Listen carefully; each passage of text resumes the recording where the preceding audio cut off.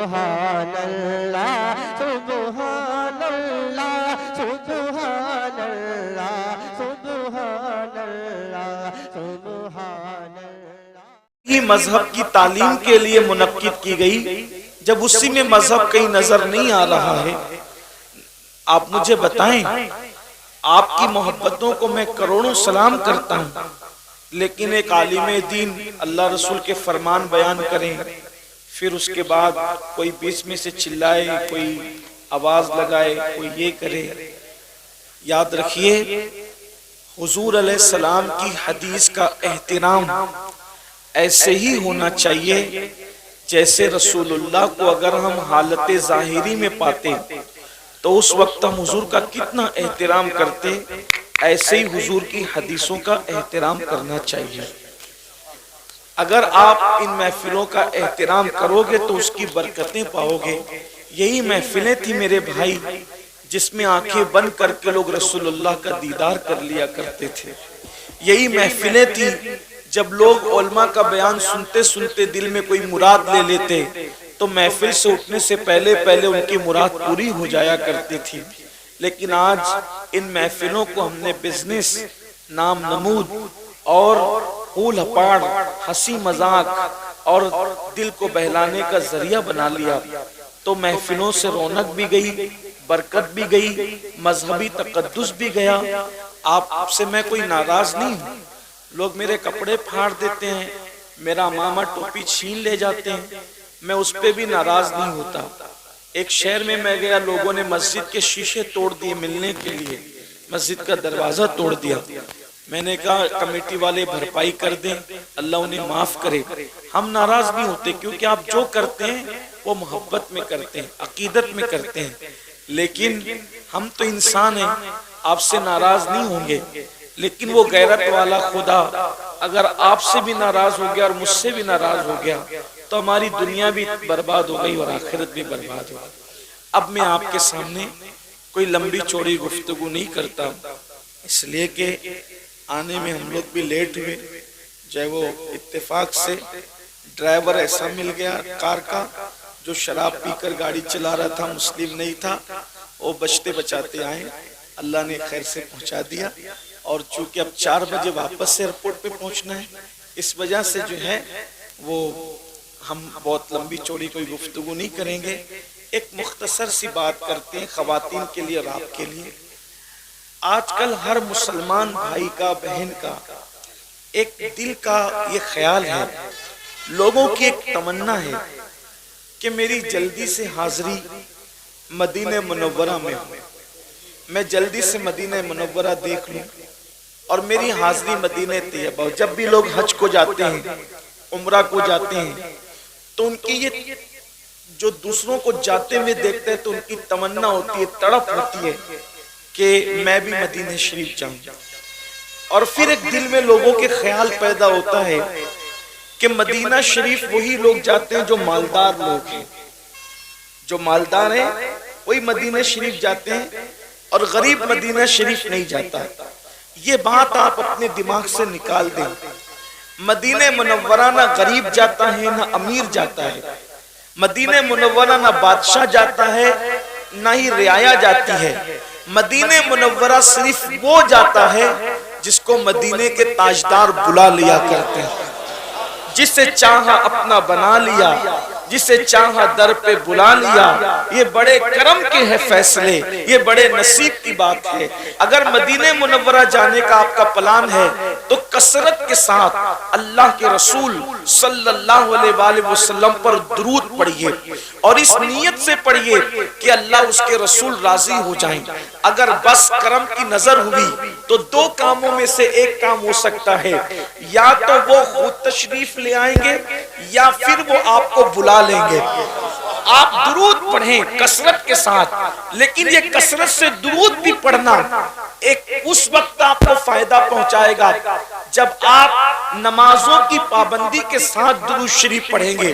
اگر آپ نماز نہیں پڑھتے اور آپ درود شریف پڑھ رہے ہیں، آپ کو ثواب تو ملے گا لیکن درود کی مکمل برکتیں آپ کو نصیب نہیں ہوگی۔ کسی بھی عمل کی برکت بغیر نماز کے آپ کو مکمل طور پر کبھی نصیب نہیں ہو سکتی۔ اس سلسلے میں ایک بات عرض کرتا ہوں اور بات مکمل کرتا ہوں۔ درود شریف کو عمل ہے کہ اگر مچھلی پڑتی ہے تو اللہ مچھلی پر آگ کو حرام کر دیتا ہے۔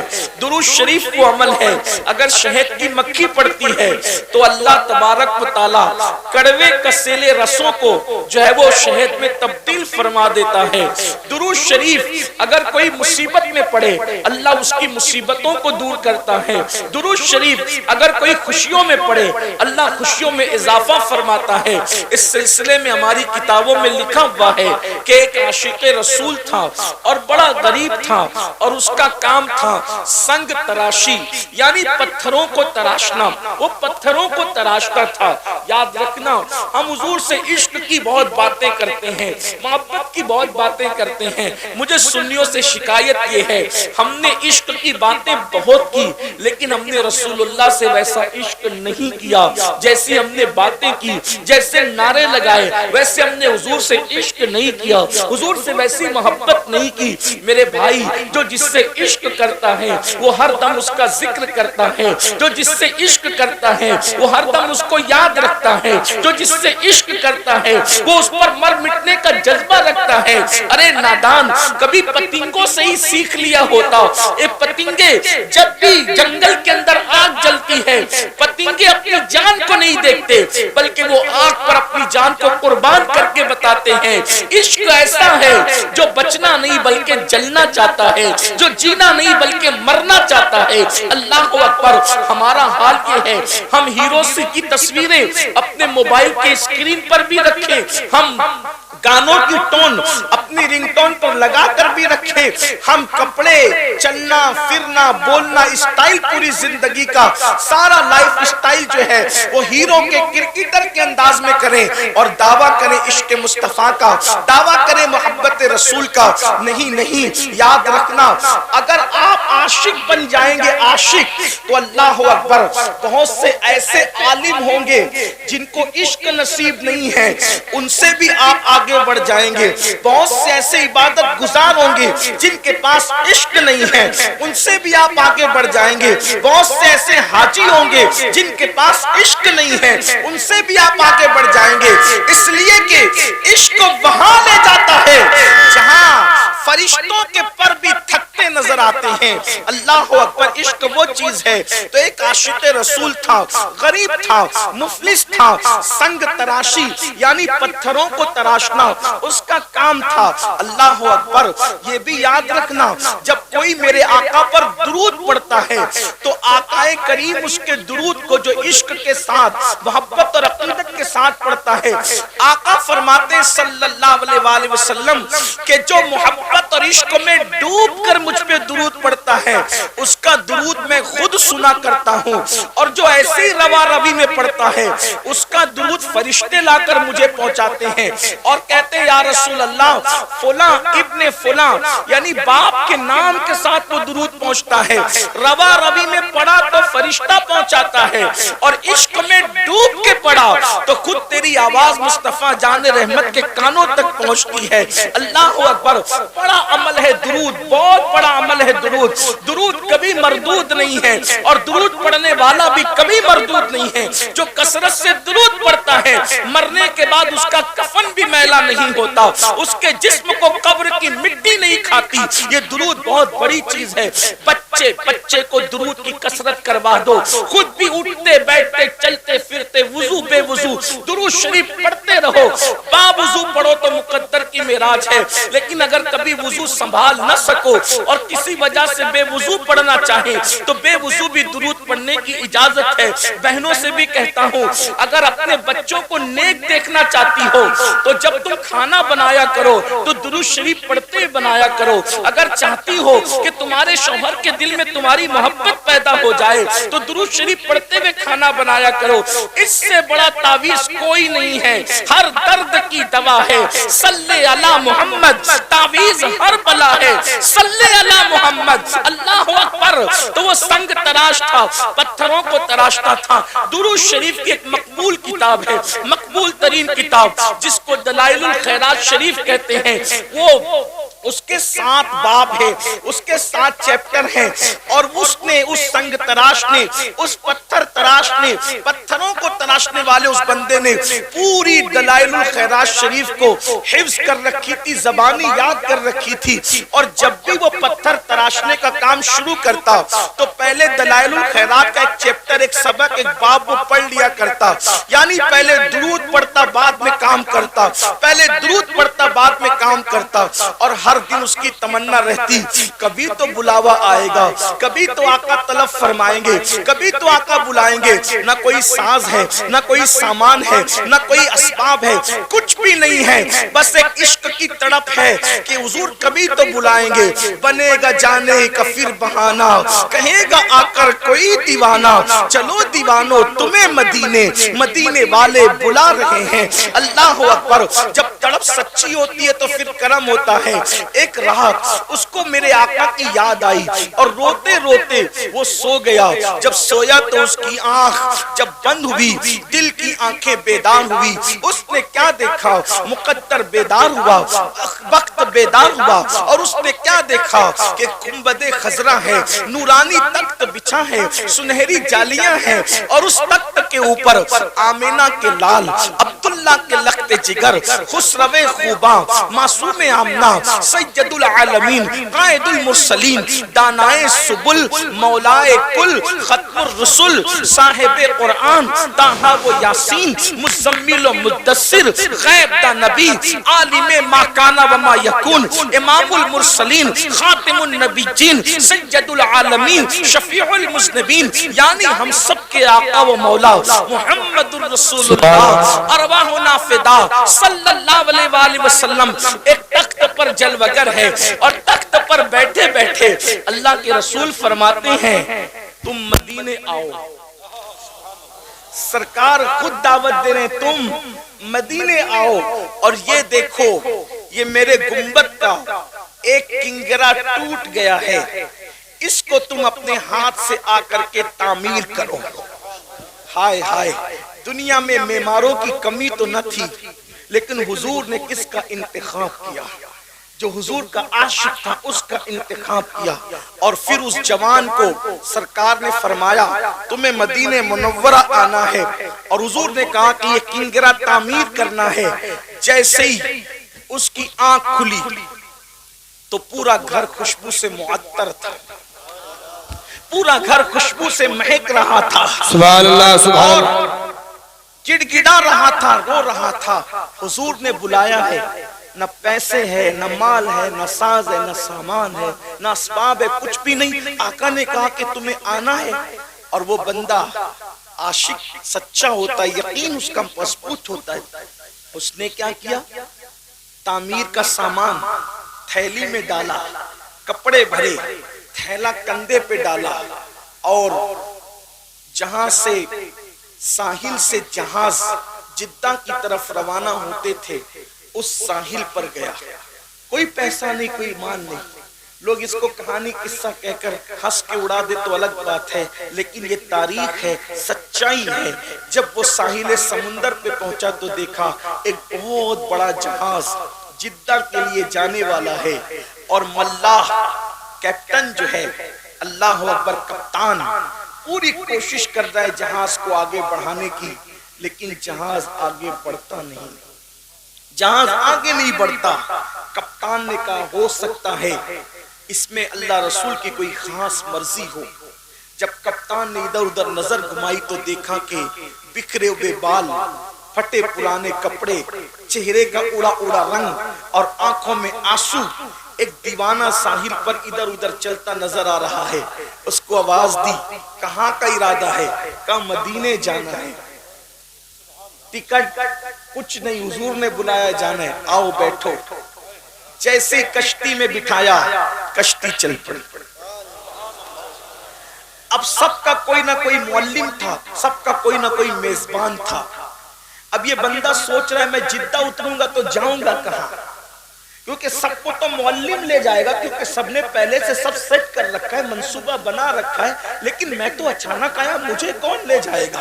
لیکن جب جدہ کے ساحل پر یہ اترا تو اس کی حیرت کی انتہا نہ رہی کسی کو معلم لینے آئے تھے، کسی کو رشتہ دار لینے آئے تھے، لیکن اس کو مدینے کا گورنر لینے کے لیے آیا تھا۔ تم فلاں؟ ہاں میں فلاں، لیکن تم کون؟ میں مدینہ منورہ کا گورنر ہوں اور تمہیں لینے آیا۔ تم کیوں لینے آئے؟ تمہیں کیسے پتا چلا کہ میں مدینے جانے والا ہوں؟ تو کہا رات خواب میں مصطفیٰ جان رحمت کا دیدار ہوا اور فرمایا کیا تم مجھے اپنا مہمان بنانا چاہتا ہے؟ کیا تم میری میزبانی کرنا چاہتا ہے؟ جی یا رسول اللہ، میں تو آپ کے صدیوں بعد پیدا ہوا آقا، لیکن میں آپ کی ضرور مہمانی کرنا چاہتا ہوں۔ فرمایا ہند سے میرا ایک عاشق آ رہا ہے، اگر تو اس کی خدمت کرے گا تو گویا کہ تو نے میری خدمت کر لی، اس لیے میں تمہیں لینے کے لیے آیا ہوں۔ اللہ اکبر۔ پھر جدہ سے یہ قافلہ مدینہ منورہ پہنچا۔ اس عاشق نے کہا، لوگوں نے، کسی نے کہا کھانا کھا لو، کسی نے کہا کپڑے بدل لو، کسی نے کہا یہ کر لو، کسی نے کہا وہ کر لو۔ اس نے کہا میں نے کچھ نہیں کرنا، میں تو جس کام سے آیا ہوں وہی کام کرنا ہے۔ اور عاشق غسل کر کے جب آقا کی جالیوں کے سامنے گیا تو عرض کیا یا رسول اللہ، پہلے تو آپ پر سلام ہو، اور دوسرا یہ سرکار سب آتے ہیں، اہتمام سے آتے ہیں اور پیسے خرچ کر کے آتے ہیں، انتظامات سے آتے ہیں، لیکن یا رسول اللہ میں تو خالص آپ کے بلاوے پر آیا ہوں، اور آنے والا کوئی نہ کوئی مراد لے کر آتا ہے، میری مراد بس اتنی ہے، گر پڑ کے یہاں پہنچا، مر مر کے تمہیں پایا، چھوٹے نہ یا رسول اللہ سنگے درے جانانا۔ آقا جب بلایا ہے اب کبھی واپس مت بھیجنا، بس اتنا منہ ہی منہ میں کہا۔ ان کا در تو وہ در ہے کہ میرے کریم سے گر قطرہ کسی نے مانگا، دریا بہا دیے ہیں، در بے بہا دیے ہیں، کون دیتا ہے؟ دینے کو منہ چاہیے، دینے والا ہے سچا ہمارا نبی، قربان میں ان کی بخشش کے مقصد بھی زباں پر آیا نہیں، قربان میں ان کی بخشش کے مقصد بھی زباں پر آیا نہیں، بن مانگے دیا اور اتنا دیا دامن میں ہمارے سمایا نہیں۔ اللہ اکبر۔ میرے آقا سے انہوں نے عرض کی آقا بلایا ہے لیکن اب یہاں سے واپس مت بھیجنا، یہی رہنے کے لیے آیا ہوں۔ اور پھر گورنر مدینہ سے کہا کنگرہ تعمیر کرنے کے لیے بلایا ہے، میں اب اوپر جا سکتا ہوں؟ اور کمر میں رسی باندھی گئی، وہ اوپر چڑھ کر کے گئے، کنگرہ تعمیر کیا۔ تعمیر کرنے کے بعد لوگ باتیں کر رہے تھے، اس عاشق کو حضور نے بلایا ہے، جب یہ نیچے آئے گا ہم اپنے گھر لے جائیں گے، دعائیں کروائیں گے، یہ کریں گے، وہ کریں گے، وہ کریں گے۔ لیکن وہ کنگرہ تعمیر کر کے گنبد سے چمٹ گیا اور زار زار رونے لگا، اور تھوڑی دیر میں اس کی گردن ڈھلک گئی۔ لوگوں نے کہا نیچے آؤ بھائی، کام ہو گیا، نیچے آؤ، نیچے آؤ، ہو گیا کام، نیچے آؤ۔ لیکن وہ سنتا کس کی؟ مدینے کے گورنر نے جب اوپر کسی کو چڑھایا بلا کر کے لاؤ تو کیا دیکھا کہ گنبد خضرا پر وہ اپنی جان کو قربان کر چکا تھا۔ جب تیری یاد میں دنیا سے گیا ہے کوئی، جب تیری یاد میں دنیا سے گیا ہے کوئی، جان لینے کو دلہن بن کے قضا آتی ہے۔ میرے آقا علیہ السلام کے دیوانوں، یہ تھے عاشق لوگ جنہوں نے غربت میں بھی سچا عشق کیا، یہ تھے عاشق لوگ جنہوں نے بھکمری میں بھی سچا عشق کیا، یہ تھے سچے عاشق لوگ جنہوں نے فاقہ کشی میں بھی سچا عشق کیا۔ لیکن آج ہم لوگ، اللہ نے ہمیں اور آپ کو مال دیا، 3 ٹائم کا کھانا دیا، اللہ نے تن بھر کے کپڑا دیا، مکان دیا، سب دیا، لیکن افسوس سب کچھ حضور کے صدقے میں ملا، اور حضور ہی سے ہم بغاوت کرنے لگ گئے، حضور ہی کو بھول گئے، ہم حضور کو فراموش کر گئے۔ جو رسول پوری زندگی ہمیں یاد کرتے رہے، اس رسول کو ہم نے بھلا دیا، گانوں میں بھلا دیا، غزلوں میں بھلا دیا، گناہوں میں بھلا دیا۔ آج اگر کوئی مسلمان جوان زنا کے اڈے پر ہے تو وہ کسی کو کا دل دکھائے نہ دکھائے، وہ اپنے نبی کا دل دکھا رہا ہے۔ اگر آج مسلمان شراب پی رہا ہے، وہ کسی کو تکلیف تکلیف پہنچائے نہ پہنچائے، وہ رسول اللہ کے دل پہ نشتر لگا رہا ہے۔ اگر کوئی مسلمان داڑھی منڈا کر گٹر میں پھینکوا رہا ہے تو وہ کسی کا دل دکھائے نہ دکھائے، وہ اپنے نبی کا دل دکھا رہا ہے۔ آج لوگ کہتے ہیں مولانا مسلمانوں کے حالات خراب کیوں ہو گئے؟ میں کہتا ہوں اگر مسلمانوں نے اپنے نبی کا دل نہ دکھایا ہوتا تو مسلمانوں کو یہ حالات نہ دیکھنے پڑتے۔ اور آج بھی میں اپنے جوانوں سے کہتا ہوں مسلمانوں آج بھی اپنے نبی سے معافی مانگ لو، اپنے اللہ کی بارگاہ میں توبہ کر لو اور اتنا عہد کر لو کہ میں کبھی اپنے نبی کا دل نہیں دکھاؤں گا۔ یاد رکھنا یہ گناہوں سے رسول اللہ کا دل دکھتا ہے۔ سیدنا فاروق اعظم کہتے ہیں، لوگ کہتے ہیں چھوٹا گناہ چھوٹا گناہ چھوٹا گناہ، فاروق اعظم کہتے ہیں مجھے تو اتنا سمجھتا ہے کہ گناہ کوئی بھی کرو اس سے رسول اللہ کے دل کو تکلیف پہنچتی ہے۔ اے میری قوم کے جوانوں، اگر تم جوا کھیلتے ہو، اگر تم شراب پیتے ہو، اگر تم ماں باپ کو تکلیف پہنچاتے ہو، اگر تم معاذ اللہ کسی عورت پر بری نظر ڈالتے ہو، اگر تم سود کا دھندا کرتے ہو، اگر معاذ اللہ تم کسی سے فون پر گندی بات کرتے ہو، تم کسی کے ساتھ گندی چیٹنگ کرتے ہو، فیس بک پر بیٹھ کر کے تم کوئی گندگی کرتے ہو، یاد رکھنا آپ کے ابا کو پتا ہو یا نہ ہو، آپ کی امی کو پتا ہو یا نہ ہو، آپ کی بیوی کو پتا ہو یا نہ ہو، آپ کے بھائی بہن کو پتا ہو یا نہ ہو، لیکن آپ کے نبی کو اس کا پتا ہوتا ہے، کیونکہ ہم کسی مردہ نبی کا کلمہ نہیں پڑھتے، ہمارا نبی زندہ ہے۔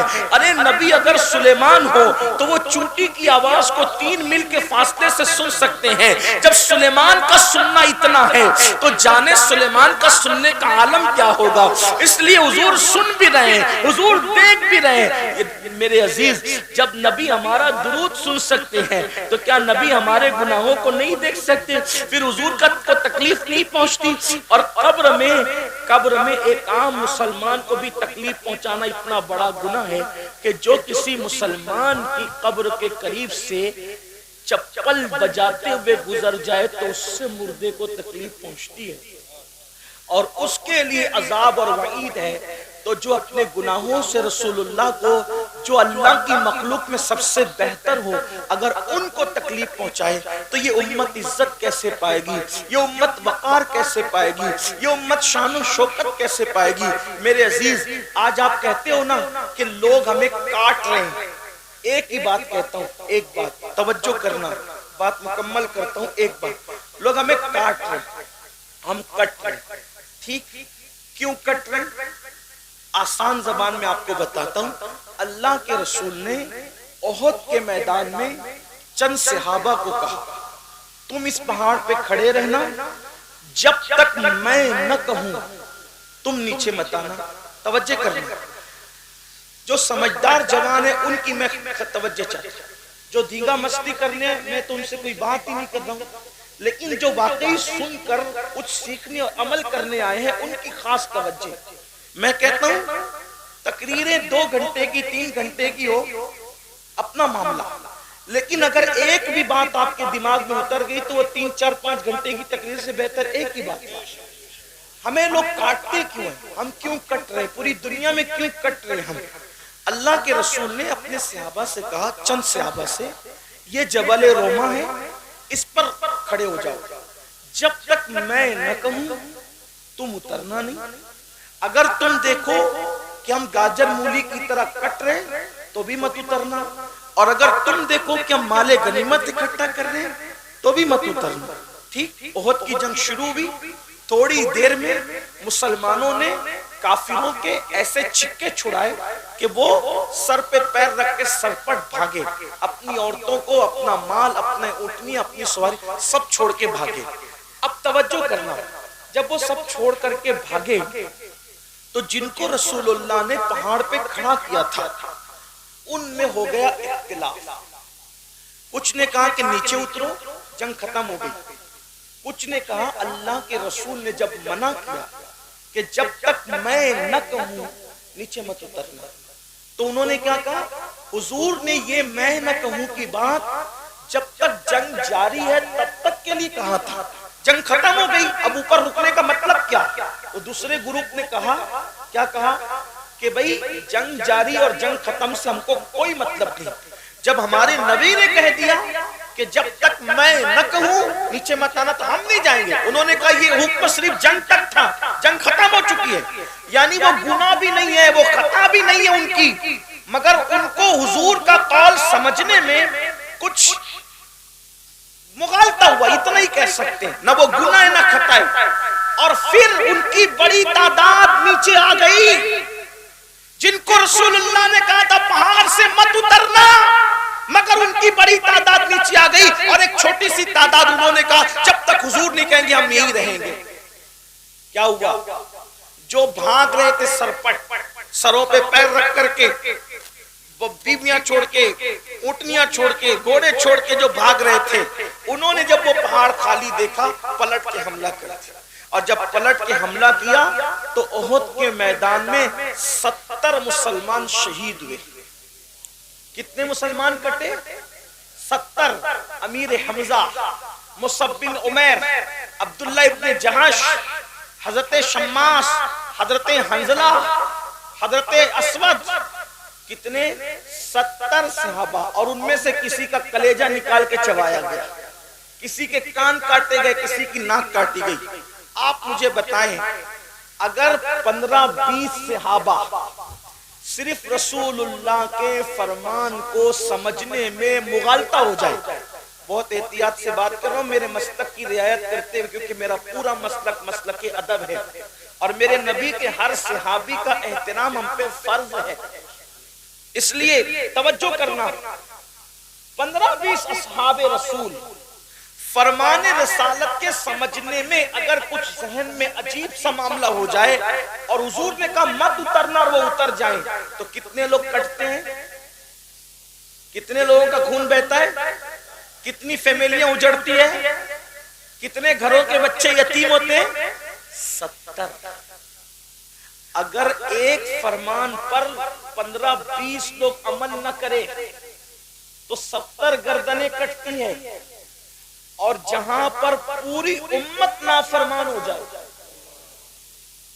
پوری امت, اور وہاں تو فرمان کو سمجھنے میں مغالطہ ہو رہا تھا, نافرمانی نہیں تھی, خطا نہیں تھی, حضور کے ساتھ جفا نہیں تھی. یہاں تو رسول اللہ نے جن باتوں کو کھول کھول کر کے بیان کیا کہ یہ مت کرنا, یہ مت کرنا, یہ مت کرنا, کروڑوں لوگ وہی سب کچھ کر رہے ہیں, تو کیا کٹو گے نہیں, مرو گے نہیں؟ اس امت پر کبھی بھی زوال نہ آتا اگر یہ امت رسول اللہ کے ساتھ وفا کرتی. ہم نے جرائم کیے, بتاؤ کس مسلمان کو پتہ نہیں زنا کرنا حرام ہے؟ اتنے بھولے ہو گئے مسلمان.